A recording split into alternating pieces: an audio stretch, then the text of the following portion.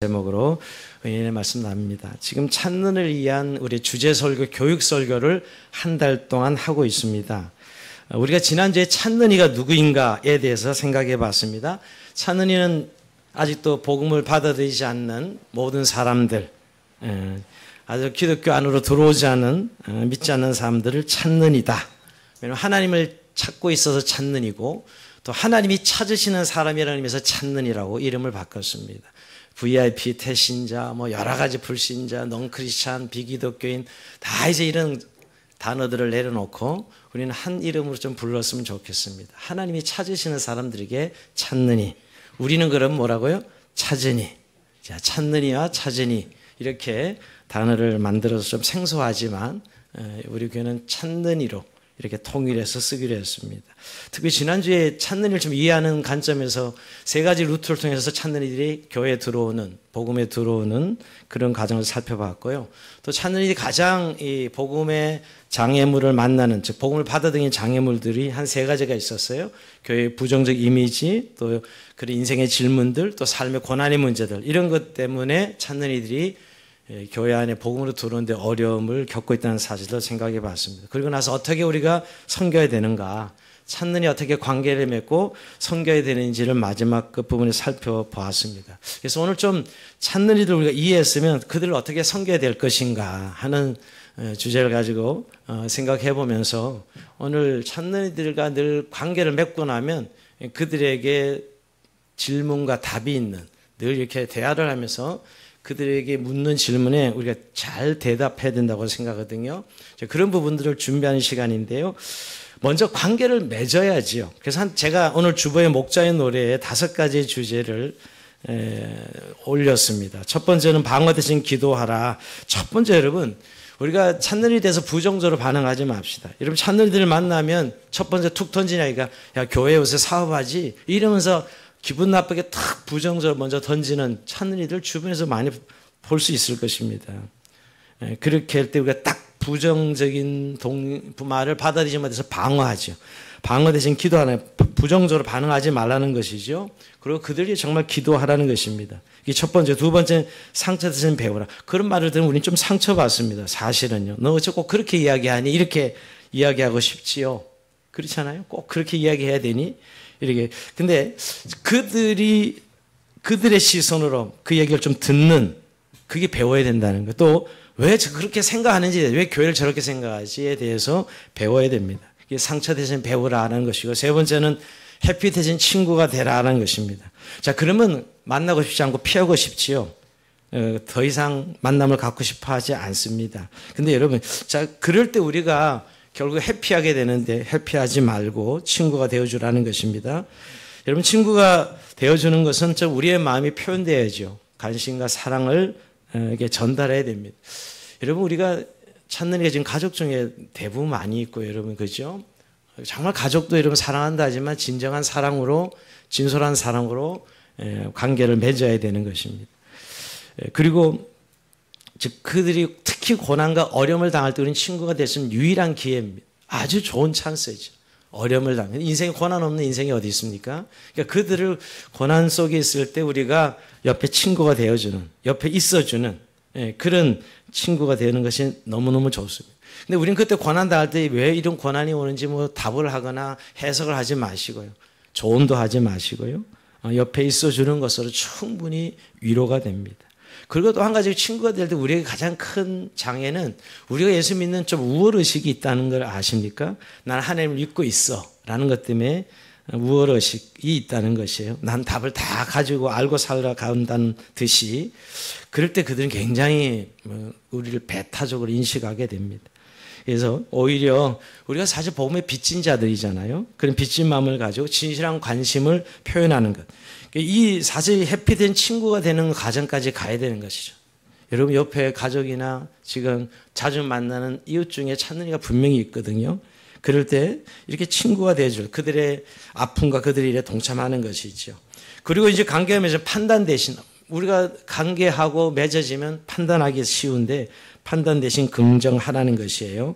좋은 점을 칭찬하고 긍정해주고 또 우리의 공통 부분을 찾아내주고 하는 그런 부분들, 그것이 찾는 이들을 섬기는 부분입니다. 더 나아가서 논쟁 대신 초청하라. 자, 초청하는 것입니다. 이제 사실은 예수 믿는 것에 대해서 논쟁에서 아무런 도움이 되지 않습니다. 물론 우리가 복음을 전해야 될 때도 있죠. 그러나 그건 전하는 것이요. 논쟁은 뭐 네가 옳고 내가 옳고 또 맞냐 틀리냐 얻는 것이 정의냐 이런 논쟁이 아니라 정말 진솔한 나의 삶에 초청하는 거죠. 내 개인의 삶에 그를 들어오게 하도록 또 우리 교회 소그룹의 공동체 안에 들어와서 하나님을 믿고 살아가는 삶이 어떤 삶인지를 보여주는 초청하는 것이죠. 이것이 오늘 찾는 이들의 관계를 맺고 찾는 이를 섬기는 내용들이라 할 수 있습니다. 그런데 여러분 그렇게 찾는 이들의 관계를 맺으시면 아까도 말씀드린 대로 찾는 이들이 질문을 던질 때가 있죠. 그때를 놓치지 말고 우리가 대답할 말을 준비하라 그랬습니다. 오늘 본문 보면 여러분 베드로전서 3장 15절에 너희 마음에 그리스도를 주로 삼아 거룩하게 하고 너희 속에는 소망에 관한 일을 묻는 자에게는 대답할 것을 항상 준비하되 이렇게 준비하라고 말씀하고 있습니다. 근데 여러분 가장 중요한 우리가 대답할 것을 준비하는 것은 복음이죠, 여러분. 자, 그 복음은 다음 주에. 근데 여러분 복음은 이제 다 이미 그 사람이 만문이 열어지고 이제 열어져서 이제 전할 때가 왔다 할 땐 그때 복음으로 초청하는 게 맞습니다. 그런데 섣불리 복음에 초청하면 안 됩니다. 우리가 거룩한 것을 계획에 던지지 말라 그랬죠. 너무 예수 천당 이런 식으로 복음을 막 남바르고 외치는 것은 사신으로 찾는 이들에게는 오히려 더 부정적인 요소입니다. 그 전에 이렇게 살아가면서 부딪히는 질문들이 있어요. 그런데 저는 오늘 대부분 이 세 가지 질문들이 대부분 우리가 부딪히는 질문들이에요. 첫째는 신은 존재하는가? 신의 존재 문제. 늘 여러분 쉽게 우리의 대화 속에 오갈 수 있는 문제들이 이런데 우리의 이해가 있어서 좀 답해야 될 때 답을 해줘야 되거든요. 두 번째는 죄란 무엇인가? 예수쟁이들은 맨날 죄인 그러는데 또 도대체 뭐가 죄인가? 죄가 무엇인가? 이런 문제에 대해서 여러분 어느 정도 이해하고 답을 할 수 있어요. 더 나아가서 왜 인생에 고난이 있는가? 왜 인생은 고통 속에 살아가는가? 이런 문제. 이건 사실 답할 수 없는 문제긴 하지만 또한 우리가 이는 기독교적인 관점에서 성경의 이해가 있을 때 그들의 대화 속에 우리가 나눠줄 수 있는 것들이에요. 물론 가장 중요한 대답은 복음입니다. 자, 복음 우리가 다음 주에 넷째 주 마지막 시간에 나누려고 그러고요. 자, 오늘 첫 번째 이 신은 존재하는가 이 질문에 우리가 어떻게 답을 해야 되는가 하는 생각해 보려고 합니다. 여러분 지금 시대는 무신론 우리가 세상에 살아가고 있습니다. 지금은 무신론 세계관 이 세계를 지배하고 있어요. 우리가 그리고 아이들은 신이 없다는 이 과학 교과서를 배우고 자라났습니다. 그래서 이 시대 사람들 종교와 과학의 영은 다르다. 이렇게 아예 이렇게 지금 생각하고 살아가고 있지요. 그래서 어떻게 보면 요즘은 이 세상의 신은 과학이 아닌가 하는 생각을 합니다. 과학 교과서가 이 시대적 정신을 대표해주고 있지요. 근데 이런 무신론을 한마디로 좀 이렇게 요약해 보면 물질이 아주 오래된 시간 동안 우연이라고 하는 방식을 통해서 오늘 우리가 경험하고 있는 이 우주로 존재하게 되었다. 뭐 이렇게 믿고 있는 사람들이 이 무신론자들입니다. 제가 믿고 있다는 말을 쓰고 있다는 걸 기억할 필요가 있어요. 여러분 진화론, 이 무신론도 이론이고 믿는 거예요. 믿는 거 사실은. 그러니까 수백 년 동안 이 지나오면서 물질이 우연에 의해서 이하 집산을 하다가 오늘 우리가 보는 모든 것이 되었다. 뭐 이런 것이 사실 무신론의 설명이라 할 수 있어요. 그리고 사실 이제 좀 더 세부적으로 이러면 과학 교과서가 이야기하는 이 세상의 기원, 물질의 기원, 생명의 기원을 설명할 때 무에서 유 이것을 빅뱅 이론으로 설명합니다. 우주의 기원을. 무에서 유로 최초의 먼지겠죠, 여러분. 무에서 유라는 그래서 우주의 기원을 빅뱅 이론으로 설명하죠. 145억 년 전에 이 지구가 폭발을 거듭해서 이 물질이 생겨나고 그다음에 우주가 만들어졌다. 또 하나 이런 두 번째 좀 더 세부적으로 하면 생명 자연 발생 이론이 있습니다. 즉 이 무기물에서 유기물로 가는 것이죠. 여러분 생명체 없는 무기물에서 생명체로 가는 것. 1956년에 과학자가 이거 실험을 했어요. 온선을 집어넣고 고온에서 만들어내서 아미노산을 만들어내는, 즉 무기물에서 유기물이 생산되는 이런 실험을 해서 그걸 근거로 이 생명이 무기물에서 유기물로 발생할 수 있다. 이것을 가설인데 사실 증명된 건 아니죠. 증명된 건 가설입니다. 아직은. 자, 그런 의미에서 설명하고 또 이제 마지막은 이제 단세포에서 아메바에서 시작해서 고등동물까지 이게 진화론이죠. 우리가 늘 다윈의 진화론, 교과서에서 배우고 있는 진화론입니다. 사실 이런 것으로 세상은 지금 설명하고 거의 무신론인데 무신론자들이 믿고 있는 이 세상에 생겨난 기원을 이렇게 설명하는 것이죠. 근데 결국 우연으로 이 설명하는 것 해결되잖아요. 이게 사실 전부 과학적 가설입니다. 여러분 가설에 그럴 때는 증명되지 않은 것들이에요. 그 론으로 보죠. 진화론 이렇게 법칙이 되면 법칙이 되는데 법칙이 되지 않아서 증명이 되지 않았기 때문에 과학적 가설들을 믿는 것이죠. 진화론 역시 마찬가지고요. 근데 마치 진리처럼 그것이 사실인 것처럼 사람들은 믿고 있어요. 교과서에 그렇게 쓰이고 답을 그렇게 쓰고 늘 배워왔으니까 그런 세계관 속에 살아가고 있는 것이죠. 그렇게 되면 여러분 결국 물질은 스스로 존재하는 것을 의미하는 것이고 이 세상은 다 우연이에요. 그렇게밖에 설명할 길이 없어요. 무신론이 된다면 무신론도 대단한 믿음입니다. 저는 그렇게 생각해요. 무신론도 대단한 믿음이에요. 그 가설들을 받아들이는 것이죠. 근데 제가 늘 영혼의 문제를 설명해 보라면 설명할 수 없어요. 영혼은 그럼 어떻게? 우리가 사랑한다든지 우리 인격적인 것들. 여러분 인간이 물질 이해에 설명되는 영혼과 내세 이런 문제들은 어떻게 설명해요? 이것도 우연으로 설명하지 못하고 있지요. 그런데 여러분 이런 이제 무신론자들과 대화할 때 무신론자들이 그런 이야기를 하면 우리는 이미 하나님의 존재를 믿고 하나님의 창조서를 믿으니까 그냥 무조건 믿어라고 이렇게 너무 어거지로 믿어보라고 이렇게 강요해서는 안 된다는 거예요. 너무 기독교는 이 반지성주의 그리고 과학을 막 쓰잘데없는 것으로 폄하한다든지 이런 태도로 우리가 무신론자들을 대하면 안 되는 것입니다. 오히려 그런 부분 우리도 같이 탐구하는 마음으로 같이 질문을 던지고 진실한 추구의 과정 속에서 가지게 되는 질문에 우리가 잘 대답해 줘야 되죠. 자, 그러면서 여러분 진화론은 패러다임이에요. 이 과학 패러다임이죠.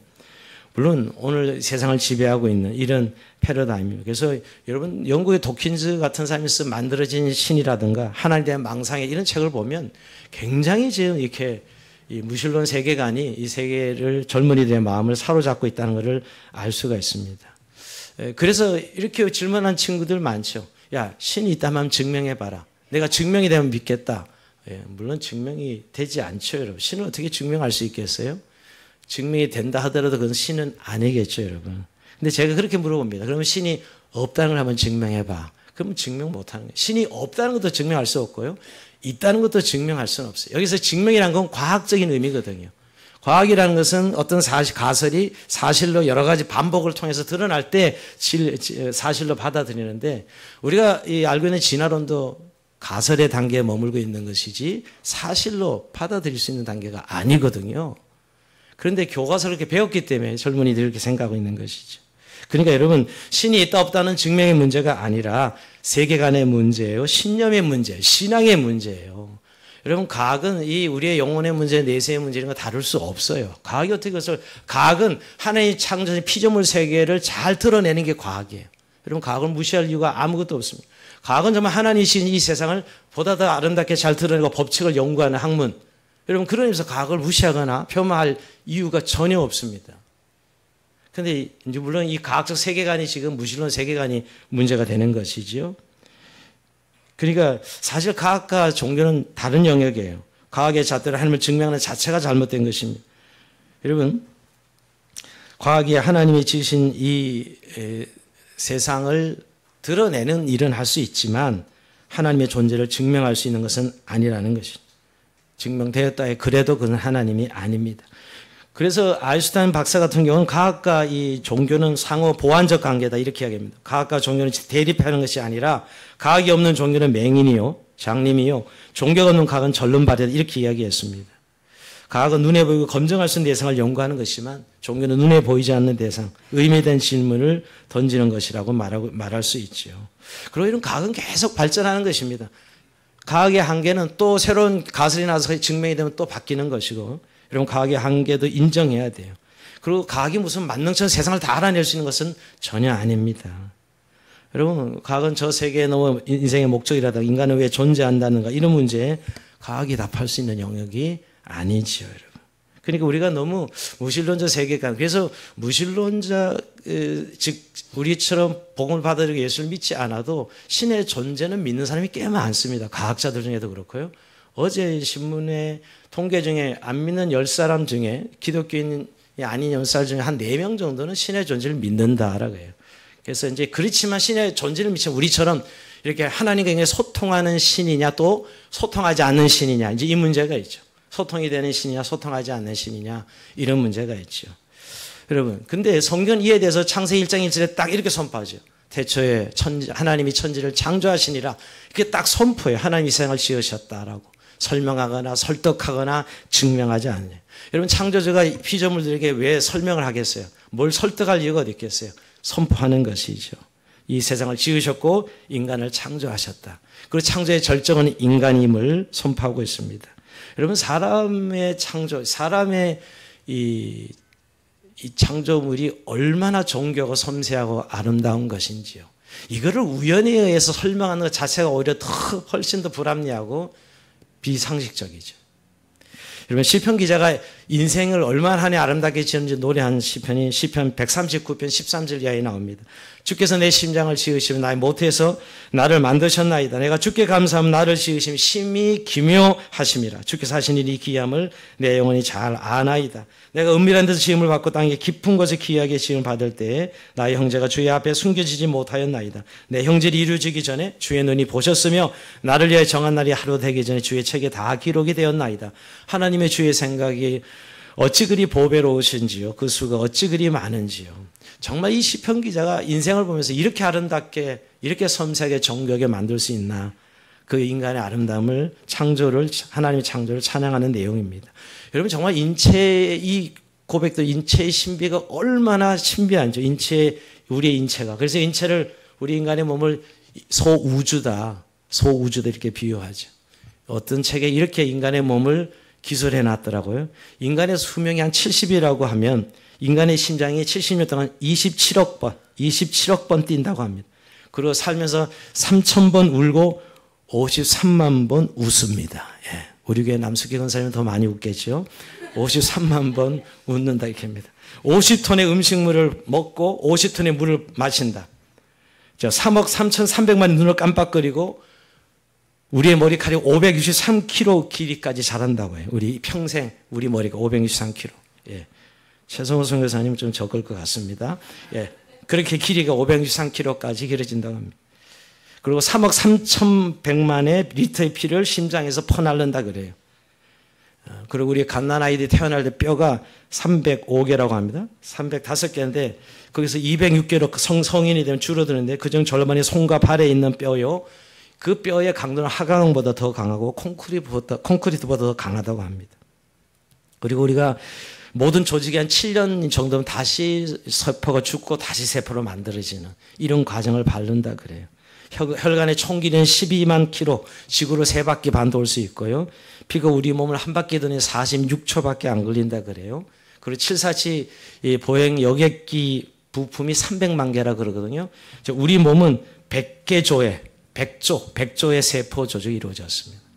이것도 너무너무 신비한데 특히 인간의 그 DNA, 유전자의 DNA를 보면 그 DNA의 모든 정보가 그 눈에 보이지 않는 DNA, 우리 모두 유전자 정보가 다 들어있죠. 그래서 난자와 정자가 만나서 한 생명이 탄생될 때 그 모든 유전자가 다 들어가 있어요. 그래서 꼭 닮은 아들, 딸들이 나오죠.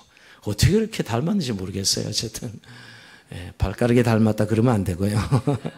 그렇게 닮아서 나오죠. 인체의 신비를 이야기해요. 이걸 우연으로 설명한다는 것 자체가 오히려 훨씬 더 불합리하죠, 여러분. 그래서 더 놀라운 우리 인간의 인격성이에요. 인간은 의롭고 사랑하고 분노하고 인간의 인격성에 대해서 이거를 뭘로 설명하려고요? 성경은 너무나 당연하게 하나님의 형상으로 하나님을 리플렉트한 하나님의 형상과 모형되고 인간을 지으셨다는 사실로 다 이야기하는 것이에요. 다 설명되는 것이죠. 하나님의 형상으로 그대로 인간의 인격성의 부분에 의해서 설명되는 부분이지요. 근데 여러분, 우리가 하나님을 근데 대부분 보여달라는 분들 가끔 있죠. 하나님은 볼 수 없는 분인데 여러분. 근데 그런 사람이 하나 있었으니 요한복음 14장에 보면 빌립이 제자가 좀 하나님 좀 보여주십시오 그러죠. 그때 예수님이 어떻게 대답하시죠? 예수께서 이르시되 빌립아 네가 이렇게 오래 너희 함께 있을 때 네가 나를 알지 못하느냐? 나를 본 자는 아버지를 보았거늘 어찌하여 아버지를 보이라 하느냐? 이렇게 예수님 말씀하시죠. 참 인간이 이렇게 말하면 가대망상증 아닌가? 신성모독 아닌가? 이런 생각일지 몰라도 하나님의 아들은 이렇게 말할 수 있죠. 이 세상 유일한 예수님만이 나는 곧 길이요 진리요 생명이다. 이렇게 말할 수 있었어요. 누가 그런 말하겠어 감히. 예? 마음에터 그러겠어요? 공자가 그러겠어요? 오직 예수 그리스도는 하나님의 아들이셨기에 네가 나를 보면 아버지를 보았거늘 이렇게 이야기하는 거예요. 둘 중에 하나를 선택해야지 그죠? 가대망상증 한자라든가 진짜든가 둘 중에 하나겠죠. 여러분 성경을 직면하면 이렇게 진실하게 직면할 수 있어요. 사실은요. 그래서 하나님을 본 자라고 이야기합니다. 즉 우리의 모든 하나님을 인식하는 것은 우리의 감각이나 육체가 아니라 계시로 인식할 수 있겠다는 거예요. 예수 그리스도 그리고 이 성경이란 계시를 통해서 우리가 하나님을 알고 하나님과 소통할 수 있게 하신 것이죠. 이런 질문에 대해서 우리가 이 정도의 개념을 가지고 대화가 될 때 이렇게 툭툭툭 접촉점을 가질 수 있어야 돼요. 신은 존재하는가. 결국 신념의 문제를 자 과학으로 아무리 해결이 되지 않는데 맨날 싸우고 논쟁하지 마시고요. 그리고 성경 이야기만 하고 야 믿어 어거지로 막 반지성주의로 그냥 과학을 무시해버리고 성경만이 유일한 진리니까 너 이걸 믿으면 산다 이런 식으로 접근해도 여러분 그들은 마음을 닫아버릴 것입니다. 왜 과학을 무시해야 돼요? 우리가 하나님을 잘 드러내주는 것이 과학인데 여러분 그러니까 이런 부분에서 우리가 기본적인 대답할 말을 준비해야 되고 더 공부해야 됩니다. 자, 두 번째 죄가 무엇인가 하는 문제예요. 특히 예수 안 믿는 분들이 제일 기분 나빠하는 게 죄인이라는 거. 내가 왜 죄인이야? 형무소도 안 갔는데. 이것들 맨날 만나면 죄인 그런데 죄인이 아니라 그러죠. 그래서 기분 나빠하고 또 이렇게 착하게 사는데 법 없이 사는 사람인데 왜 지옥을 가야 돼? 이게 사실 안 믿는 분들이 가장 이렇게 큰 질문이에요. 이렇게 법 없이도 잘 사는 사람인데 하나님을 모른다는 이유로 지옥을 가? 이것 때문에 사실 아주 기분 나빠하는 사람들이 많습니다. 근데 이건 죄를 모르는 것이에요. 우리가 접하는 이런 모든 죄는 죄의 결과를 말하는 거예요. 죄의 결과죠. 찢고 뺏고 도둑질하고 살인하고 도덕적인 이런 법적인 것은 다 죄의 결과입니다. 우린 죄의 뿌리를 말하는 것이죠. 죄의 뿌리. 이런 죄의 뿌리가 뭘까요? 죄가 성경에서만 죄는 뭐예요? 하나님을 한마디로 무시하는 겁니다. 하나님 무시하는 것. 즉 하나님 없다 하고 자기가 하나님 자리를 깨차고 주인 행세하는 것. 이것이 죄입니다. 여러분 인간관계에서 제일 기분 나쁜 거. 나를 무시하는 거예요. 쌩까면 정말 기분 나쁘죠. 인간관계에서 무시하는 것처럼 기분 나쁜 게 마찬가지로 하나님 어민이 세상에 존재하시고 이 세상을 지으신 분인데 그 인간이 그 존재를 무시하는 것. 이게 죄예요. 이게 죄입니다. 우리 자꾸 죄의 결과로 나타난 것을 죄라고 이야기하는 것이죠. 좀 참고적으로 창세기 3장에 아담이 먹지 말란 선악과를 따먹음으로 인류의 죄가 들어왔습니다. 하나님이 이 세상을 지으시고 인간을 만드시고 에덴 동산의 모든 것들을 다 이루어놓으신 다음에 생육하고 번성하고 땅에 충만하라 다스리라 정복하라 이런 명령을 하십니다. 모든 권한을 다 위임해서 정말 아담은 왕으로서 이 세상의 피조물 중에 왕으로서 세상을 다스릴 수 있도록 해줬지요. 그런데 한 가지 하나님이 야 그렇지만은 너는 피조물이고 내가 진짜 하나님 왕이다. 즉 창조주와 피조물의 차이점을 알게 하려고 하나 표시를 해놓은 게 선악과예요. 뭐 선악과를 따먹으면 그게 뭐 이상해지는 게 아니고 선악과 먹는 순간 죽었어요? 죽지도 않았잖아요. 그런 선악과에 무슨 효능이 있어서가 아니라 기준을 정해놓은 거죠. 그 알아야 될 것은 창조주고 너는 피조물이다. 그 경계, 그 표지를 하나 장치를 만들어 준 것이죠. 자, 그러고 보면 인간에게는 하나님이 자유의지를 줬다는 걸 알 수 있어요. 여긴 중요한 부분이에요. 즉 로봇을 만들지 않냐고. 아예 우리는 그냥 고민 없이 로봇 만들어서 하나님을 맨날 경배하고 찬양하게 죄도 안 짓게 만들었으면 됐지. 왜 선악과를 만들었냐고 이렇게 질문을 던지는 분들이 많죠. 하나님이 우리에게 선택할 수 있도록 믿을 수도 있고 안 믿을 수도 있도록 자유의지를 준 것이죠. 즉 하나님을 인식하도록 하나님의 진정한 왕이심을 주인이심을 인식하도록 선악과를 만들었지만 우리 인류 조상 불행하게도 이것을 깼습니다. 독립을 선언했죠. 이게 죄의 시작이에요, 여러분. 그러니까 결국 죄는 뭐냐 하면 나 중심성이에요. 나 중심성. 여러분 예전에 과학자들은 모든 지구를 중심으로 돈다 그랬잖아요. 그렇죠? 그렇지 않잖아요. 모든 인생을 내 중심으로 생각하는 이게 죄입니다. 우리 죄가 영어로 sin이잖아요. sin, S-I-N인데 I 나의 죄는 모두가 나가 중심이라고 생각하는 게 죄입니다. 죄. 인간은 주인이 아닙니다. 그런데 인간이 주인의 자리를 깨차는 순간 죄가 되는 것이죠. 여러분, 내가 태어난 것도, 내가 국적을 가진 것도, 내 키도, 내 생분도, 내 생명도 내가 만들지 않았습니다. 다 하나님부터 주어진 것입니다. 근데 그것을 내 것이라고 생각할 때 그것이 죄죠. 죄. 하나님의 주권을 찬탈한 것입니다. 주인의 자리를 찬탈하고 내 중심적으로 살아가는 것, 하나님을 무시하는 것이 죄입니다. 그래서 죄인이죠. 우리는 본성적으로 우리 중심적이에요. 그죠? 그래서 죄인으로 태어납니다. 사실은 아담의 우선으로. 그래서 그 관계가 깨졌기 때문에 인간과의 관계도 깨지고 우리와 세상과의 관계도 깨져 있는 것이에요. 여러분, 우리가 이런 인간을 무시하고, 즉 하나님을 무시하고 인간의 행복을 추구하고 인간이 뭘 가질 수 있다. 이것이 근본적 인간의 문제고 죄의 문제죠. 예전에 저는 황금박쥐를 보면서 자란 세대입니다. 그래서 황금박쥐 망토 쓰면서 대부분 이렇게 책상에 올라 뛰어내리고 또 쓰레기통에 올라 뛰어내리다가 1층에 올라가서 뛰어내릴까 하고 뛰어내리는 순간 발이 부러지죠, 여러분. 제가 왜 얘기를 하냐면 인간이 이런 법칙이 있는데 이런 법칙을 무시하면 인간은 깨지고 망가지게 되어 있습니다. 근데 자기가 기준되고 하나님이면 그 생각을 못하고 있는 것이죠. 인간의 문제가 왜 해결되지 않느냐. 이렇게 자본주의가 발달하고 인간이 머리를 짜내서 그럼 다 인간이 행복해야 되는데 행복하지 않습니다. 더 불행해져 가고는 오늘 지구촌에 우리 인간의 모습이 있지 않습니까? 그게 중심에 인간이 있는 것이죠. 하나님 우리 인간을 하나님이 주인의 자리에 있고 모든 피조물들은 그 주인 대신 하나님의 창조의 통치와 다스림을 받게 되는데 그걸 깨버린 것이 죄입니다. 그래서 하나님이 다시 찾아오시는 거죠. 그걸 회복시켜 찾아온 사건이 예수 그리스도가 말씀해 주신 우리 가운데 거하신 사건이 예수 그리스도 오신 사건입니다. 그러니까 죄인의 문제가 나올 때 이 정도의 내용을 가지고 우리가 찾는 이들과 대화가 되어야 그래서 자꾸 죄인 하는 것이구나. 죄의 뿌리, 열매를 가지고 있는 죄라고 이야기하지만 그건 열매일 뿐이고 죄의 뿌리가 있다는 것이죠. 제가 늘 법 없이도 착하게 사는 사람 당연히 천국 가고 하나님의 사랑을 받는 사람이라고 이야기하지만 인간은 자기 중심성을 벗어날 수 없기에 가능하지 않습니다. 단지 위장하는 뿐이죠. 고상한 척하는 것뿐이죠. 여러분. 어디 자기 중심성을 어떻게 해결할 수 있어요? 오직 그리스도가 믿고 그리스도가 내 중심에 오지 않는 이상 불가능한 일입니다.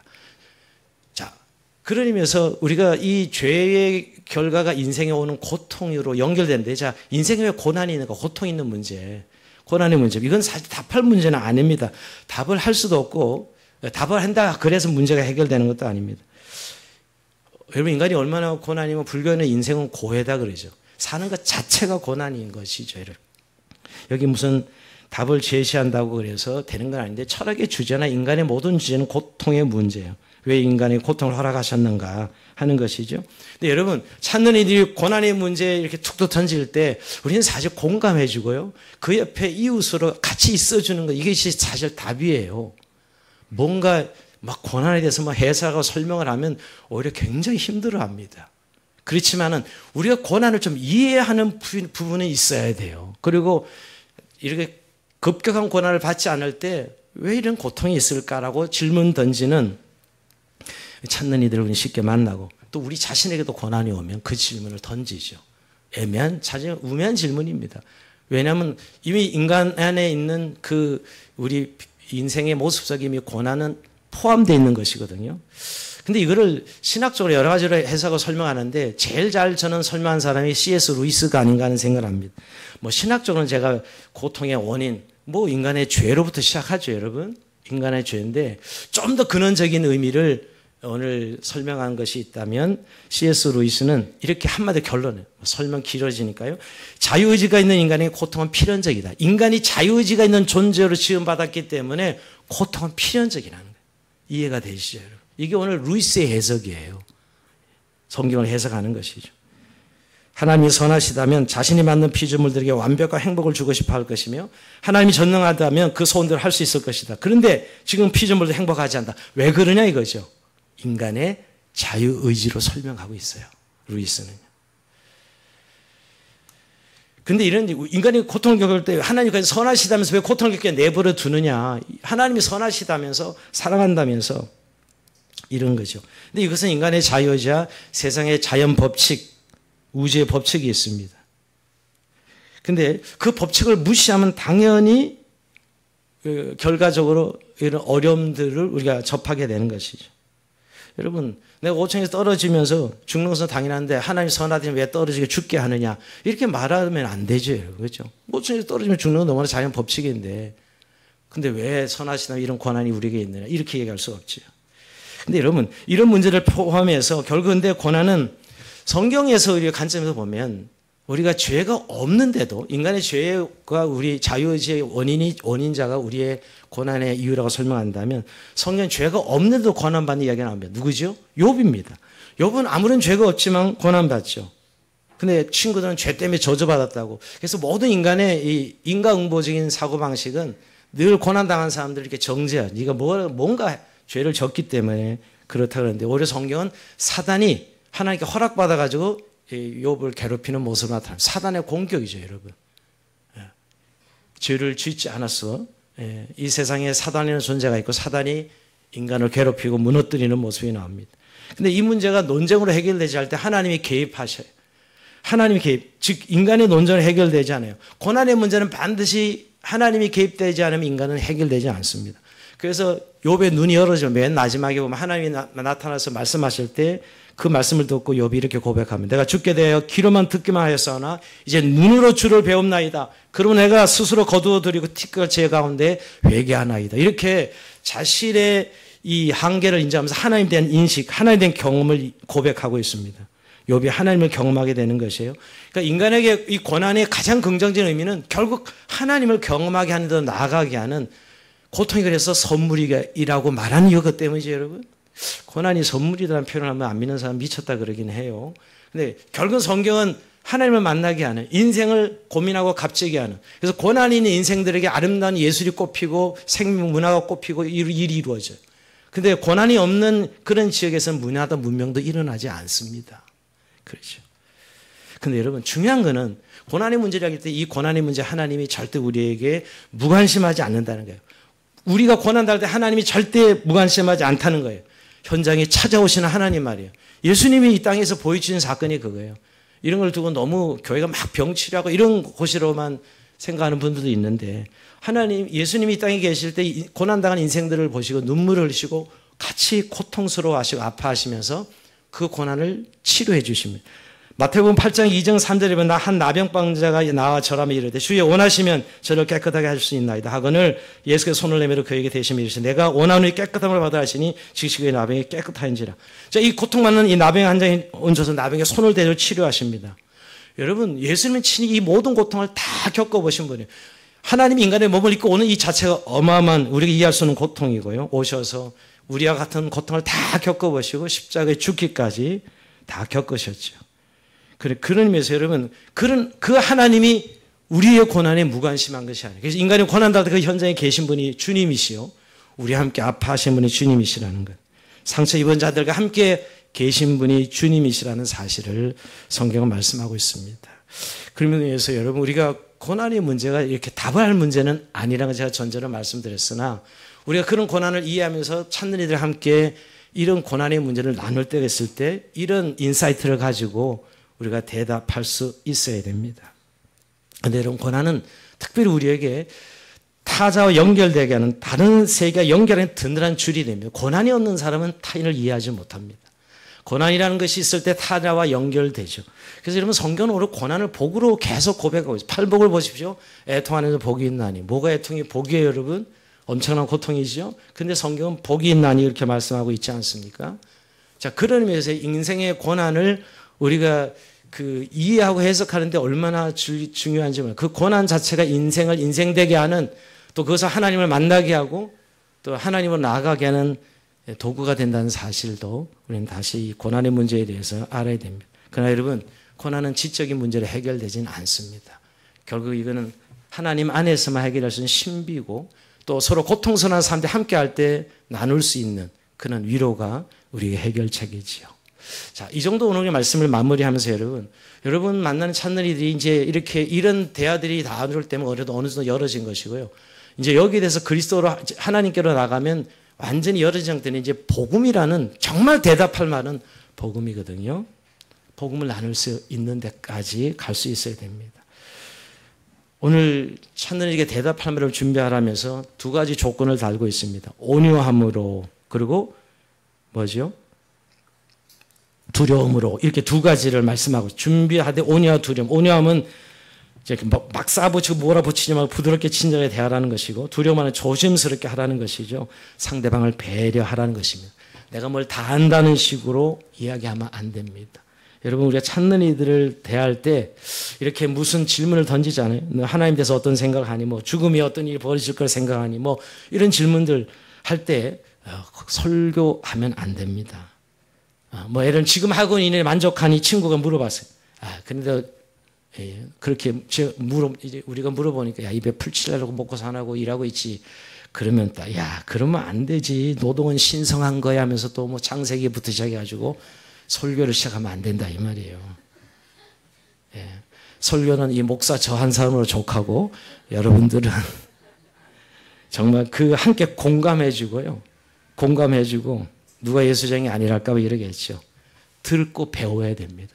그 듣고 배우란 진솔한 마음이 찾는 이의 마음을 움직여요. 우리 마음에 뭐가 생명이 있다는 걸 어디서 느끼냐면 찾는 이들은 여러분 내가 한 말을 저렇게 진지하게 진솔하게 받아들이는 그 마음에 뭐가 있다는 사실을 그들은 발견해요, 여러분. 예, 그 공감한다는 건 여러분 그냥 되는 게 아니거든요. 우리 안에 생명이 있을 때 공감할 수 있는 거예요. 정말 고통이 뭔지 고난이 뭔지 정말 그리스도가 있어서 왜 십자가에 이런 정말 진리의 문제가 우리 안에 들어와 있을 때 공감이 가능한 거예요. 그러니까 여러분 종교인은 절대 공감 못합니다. 우리 종교인은 복음을 전할 수 없어요. 종교는 전할 수 있지만 그리스도의 생명 대신 주님을 전할 수는 없습니다. 여러분 그래서 듣는 자가 돼야 돼요. 1시간 찬양 이야기한다면 50분 내내 듣고 정말 짧은 시간 정말 공감하면서 그에 필요한 복음의 내용들을 나눌 수 있어야 되죠. 여러분 그러면서 우리는 이런 질문에 두려워하지 말고 여러분 직면하면 됩니다. 늘 프란시스 세퍼 박사가 진지한 정직한 질문은 정직한 답을 낳는다 했습니다. 저는 대학 때 이걸 공부하면서 굉장히 도전받은 적이 있습니다. 사실 우리는 다 모르는 자. 우리가 알면 얼마나 알고 또 얼마나 이해하면 얼마나 이해하겠습니까? 그러나 진솔하게 직면할 때 진실한 답을 허락한다는 사실을 깨닫게 됩니다.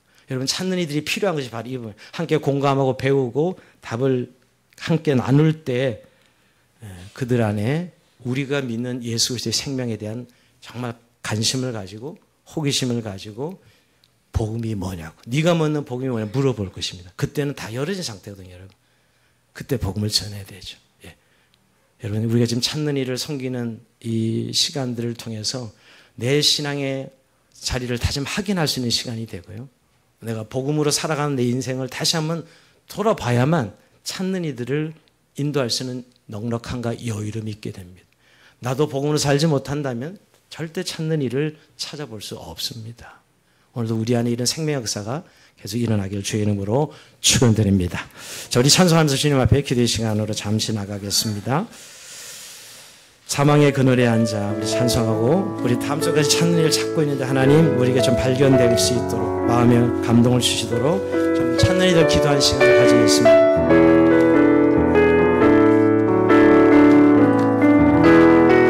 사망의 그늘에 앉아 죽어가는 나의 백성들 절망과 굶주림에 갇힌 저들이 내 마음에 오랜 슬픔 고통의 멍에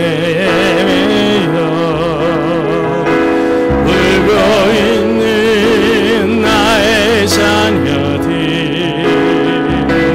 나는 이제 일어나 저들의 멍에를 꺾고 눈물 씻기기 원하는데 누가 내게 부르짖어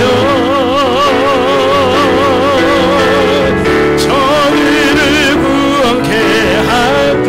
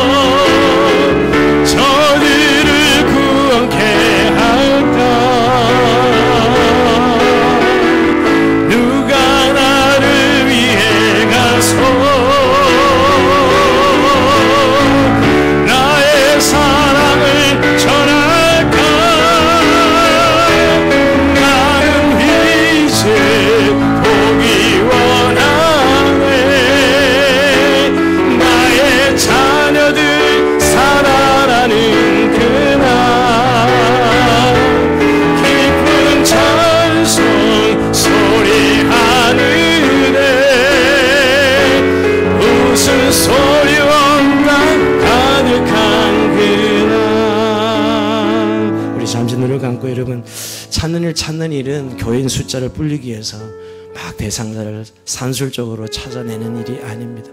전도는 성령님과의 동역입니다. 성령이 우리 마음에 찾는 일을 볼 때 감동을 주시고 인도하시는 분들이 있습니다. 하나님 여전히 지금도 일하시거든요. 우리가 한 사람 한 사람을 찾을 때 그런 마음, 그게 내 남편이고 내 아내고 내 자녀들이고 우리 부모님들입니다. 멀리 있지 않지요. 우리도 늘 만나는 이웃들입니다. 근데 참 우리는 무관심합니다. 그 이유가 있다면 내가 복음이 살아있지 않으면 무관심하게 볼 수밖에 없습니다. 내가 그렇게 살고 있으니까.